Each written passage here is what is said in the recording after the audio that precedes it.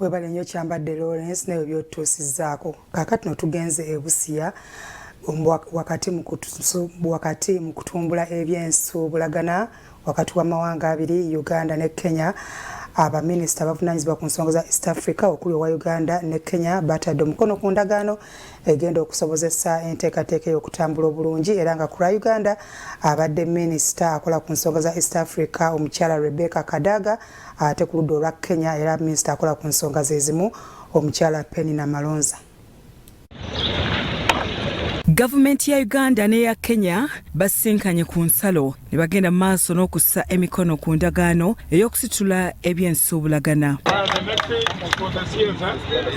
Ekibinja ekivudde mu ggwanga Uganda kikulembeddwa mu mmyuka wa Ssaabaminisita asooka era nga minisita w'ensonga za East Africa Honorable Alitwala Rebecca Kadaga ng'ate oludda olw'e Kenya lukulembeddwamu Secretary wa Cabinet akola ku nsonga za East African Community omukyala Honorable Penina Malonza.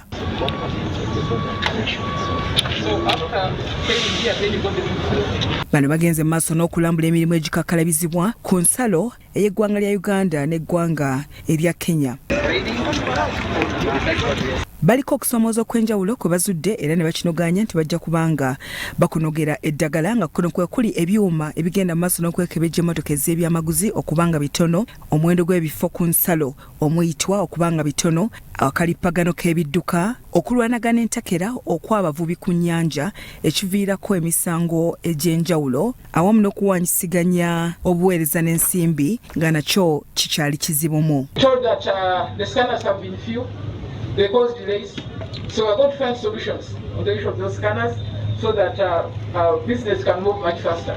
Na zile polisi tumeweza kuunda kwa pamoja katika Jumuiya Afrika Mashariki ambao zinasaidia. Endagaano eno egenza okuteekebwako emikono kiddiridde ensisinkano ezizze zibeerawo okuli ez'ebyobusuubuzi awamu n'ez'ebyokwerinda wakati w'abakulu okuva mu ggwanga erya Kenya n'eggwanga erya Uganda. So that when we do a dual carriage on the side of Kenya, Uganda also does the same and we make it faster for the goods to transition.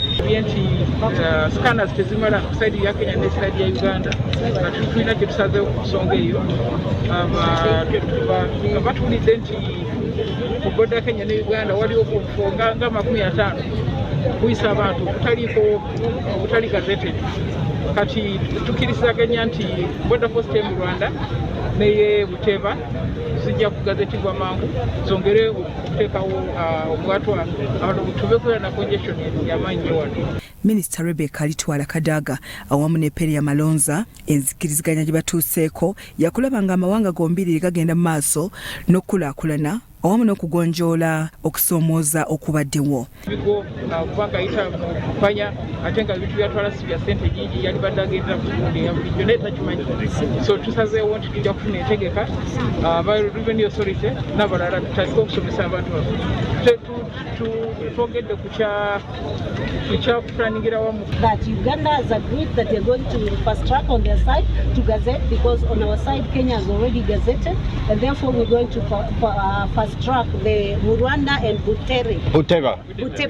Godfrey Ongwabe Owundo ono ye ssentebe w'abantu abatambuza ebyensuubulagana ku nsalo agamba nti endagaano eno bagisanyukidde nnyo kubanga bagisuubira okugonjoola ebizibu ebibadde bibatawaanya era nga basuubira nti ebyobusuubuzi byakuyitimuka mawanga gombi.